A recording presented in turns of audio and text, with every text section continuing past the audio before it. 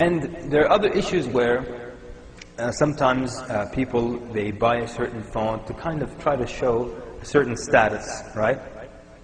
Now, the scholars make an exception if the phone, your suit, your car, the way you dress is part of, the business persona, let's call it. That you're trying to, make clients feel that you're a professional, you have a professional business, so you dress well, you have a nice car, and you have a phone that's a PDA that shows you're organized. They say that's not a problem.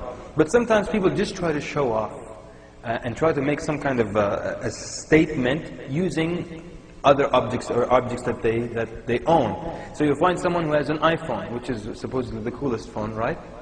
Yeah? So then the guy has an iPhone, but he just wants to put it out of his pocket and put it on the table for no reason, just to show people, I've got the iPhone, And usually this happens when someone is kind of weak, like the people you see in the streets now who play very, very loud music, right? These people, they don't have hearing problems. They're actually doing it for you. They're making it really loud because they want to get attention. They want people to look at them as they pass by, or so that people can pay attention to their vehicle. Because they don't have anything maybe up here or enough iman, so they feel nothing is great about them except what they have, what they own, what they possess. And this, like, I always give the example, one time we're going to Jum'ah, so we're 4 brothers, 4 big grown men, and we're going to Jum'ah prayer. And 3 of us have our cars parked this way. One of us even had a minivan. And there was the fourth guy, we were just introduced to him, so we don't know him very well. He insisted we go all the way to the back of the building to take his car to the masjid, you see? So 4 grown men were walking all the way back to the back of the building, and when we get there, his car is a 2-seater Mercedes. And we're 4. And then, when we get there, he does this fake thing, he's like, oh, it won't fit? What do you think? It's a 2-seater, and we're 4. What do you think? 3 of us will cram into the front seat or something. You didn't notice, you don't have a back seat.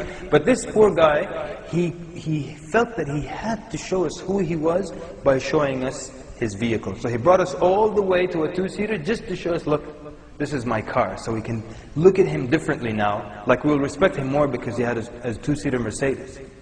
You joking? I have a Ford Pinto, man. You kidding me? And when phones first came out, those people who had cell phones, when they first came out, especially in the Muslim lands, these were the coolest people on earth.